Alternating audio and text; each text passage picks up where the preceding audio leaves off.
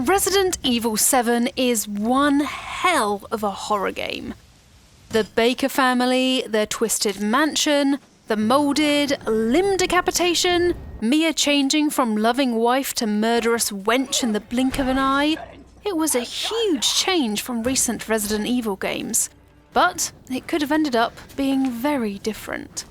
In the Resident Evil Village Collector's Edition, you can look at a collection of concept art fittingly named The Tragedy of Ethan Winters, which contains snippets from behind the scenes, cut characters, and alternate paths Resident Evil 7 was going to go down, all of which you would have no knowledge of even if you completed Resi 7. Be warned, this video contains spoilers for Resident Evil 7, so if you haven't played it yet, look away now. Anyway, here are 29 things you didn't know about Resident Evil 7 Biohazard, even if you played it. At the end of the game, you meet a fresh-faced Chris Redfield, but that wasn't always the case. Chris was going to be middle-aged, just like he is in Resident Evil Village, but Capcom went for a younger look in the end. Alright, Ethan. Alright. Jack Baker was always going to be Jack Baker. However, the names of the other members of the Baker family weren't what we know them to be today. So the Baker family consisted of Meg, Kevin, Annabelle, and the grandma had a name too, Marguerite. Grandma Baker used to be called Marguerite because in early plans, Evelyn and the grandma were completely separate characters. Did anyone see you? Did he see you? We all know Ethan and Mia to be a happy couple now. Well, before Resident Evil Village kicked off, anyway. During the planning stages of Resident Evil 7, however, Ethan was going to be an investigator and Mia a missing person that he was tracking down. Along with different names for the Baker family came a plan to have even more family members, including, get ready, creepy child twins with enlarged heads, what looks like a mutated woman in a bed hooked up to an IV who you would talk to, a quote-unquote servant holding a lantern, and another mutated creature holding a bunny who's chained to a bed, which looks like a monstrous kind of child to me. If that's not enough Bakers for you, then know that the director of Resident Evil 7, Koshi Nakanishi, had even more suggestions for other characters, such as Zoe's boyfriend, or Marguerite's little sister who had moved back in with the Bakers after a divorce. In the end, we just got the 4 Bakers that we know and fear today.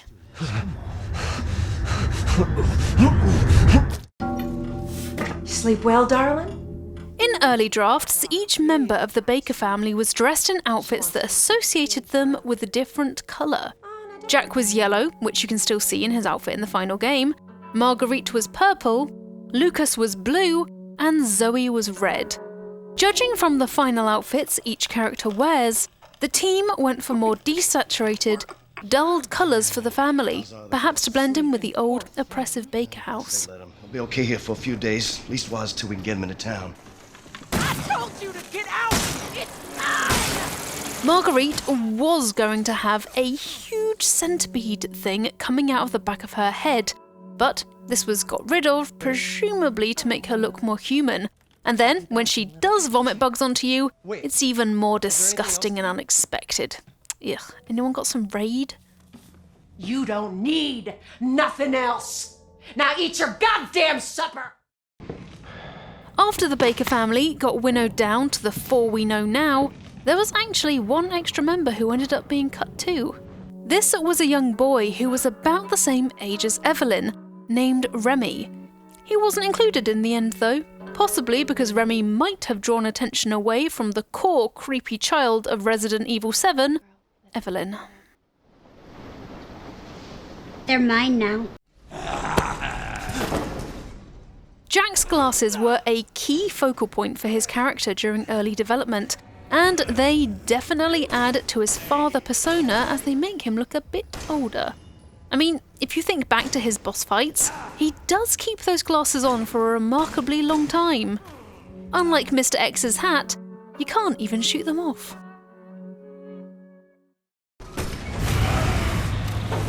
One of the famous details of the boss fights in Resident Evil is that there's often a big glowy bit for you to shoot.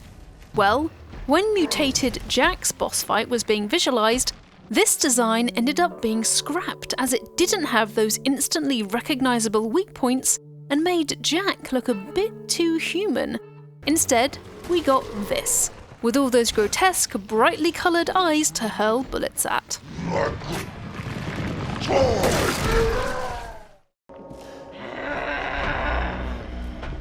Unsurprisingly, a lot of care and attention went into Resident Evil 7's boss fights, and despite the glowy parts being part of Jack's boss fight, the team did want things to be different for Ethan's final confrontation with Marguerite. She was going to have lots of body parts coming out of her, like other Resi monsters such as William Birkin, Osmond Sadler, or Excella Gion. Other designs had her becoming a huge Loth-like spider creature before they settled on Marguerite's elongated limbs and being pregnant with a bug nest. Ugh.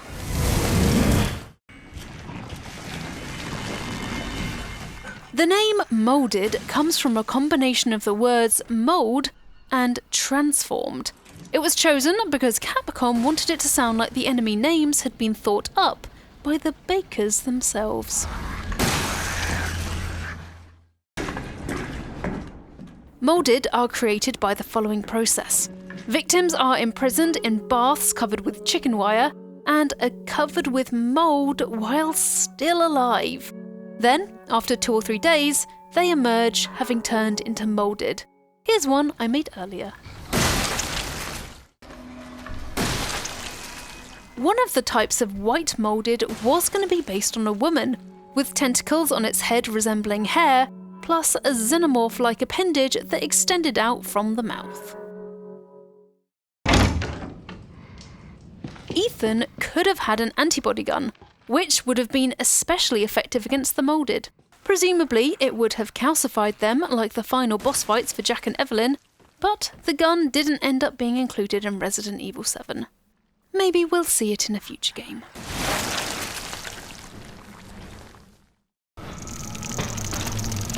Marguerite's insects were made pallid in order to appear less repulsive, though, to be honest, their colour doesn't really make any difference when I'm busy being grossed out by having them fly in my face.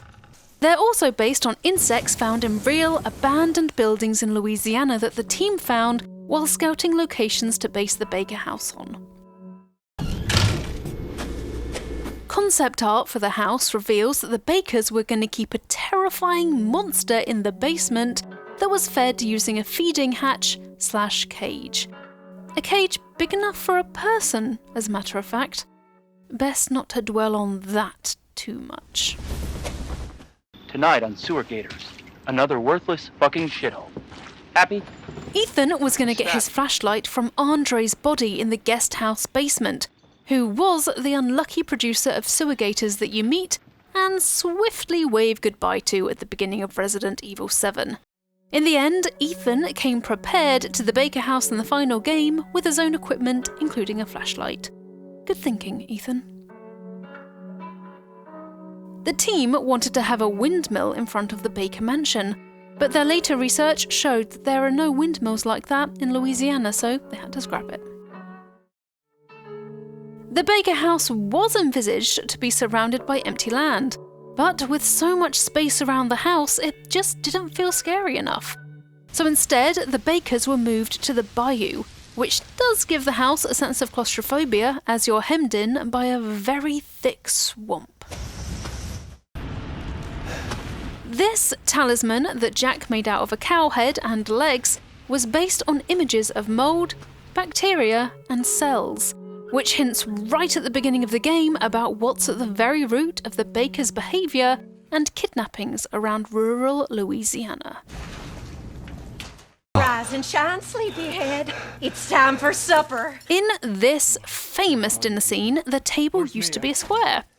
It was tweaked when, on their visit to Louisiana, the devs found a round table that they thought better suited the Baker family coming together for a meal. However grotesque that meal might be. I gotta get out of this. Eventually, in Resident Evil 7, you get to go outside and quickly find relative safety in Zoe's trailer due to the small backyard. That's because plans for a large open yard outside the house were gotten rid of, for, I assume, the same reason that the Bakers don't have empty land around the house, as having that much space to explore takes the tension away somewhat, instead of being crammed into a small claustrophobic space.